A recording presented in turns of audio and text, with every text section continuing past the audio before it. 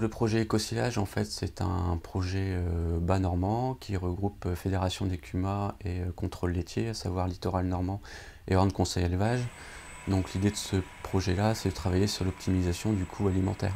Par rapport au chantier d'ensilage, puisque c'est le thème du projet Écosilage, on va surveiller deux choses. Par le biais de Littoral normand, on va pouvoir faire des suivis à la récolte sur la longueur de coupe et l'éclatage des grains.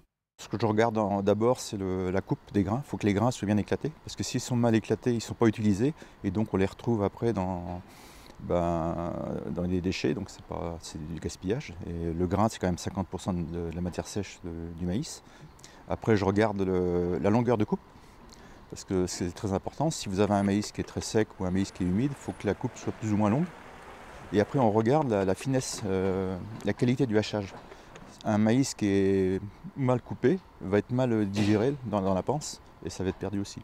Et après, je vais dans le champ. Je regarde comment sont les épis. Si on voit qu'on a une plante qui est assez verte, on ne va pas faire les mêmes réglages que si on a un maïs qui est très sec.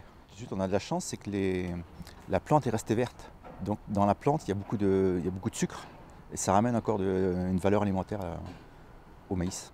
Sur la conception des silos, donc la Fédération des CUMA va surveiller que ces silos soient bien réalisés.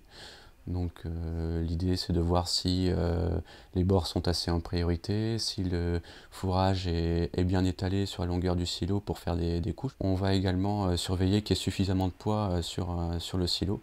Pour ça, on a développé une application Android qui peut permettre aux agriculteurs de faire les bons choix. Donc l'application est gratuite et mise à disposition de tout le monde. L'application est toute simple, on est vraiment guidé, hein, c'est très intuitif.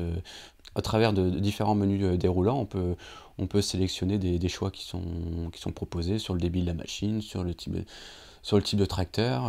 On peut rentrer, quand on ne sait pas, les valeurs par défaut, ou alors on peut saisir manuellement des valeurs de poids, etc. On peut arriver à affiner les choses. À bientôt sur tvi.tv.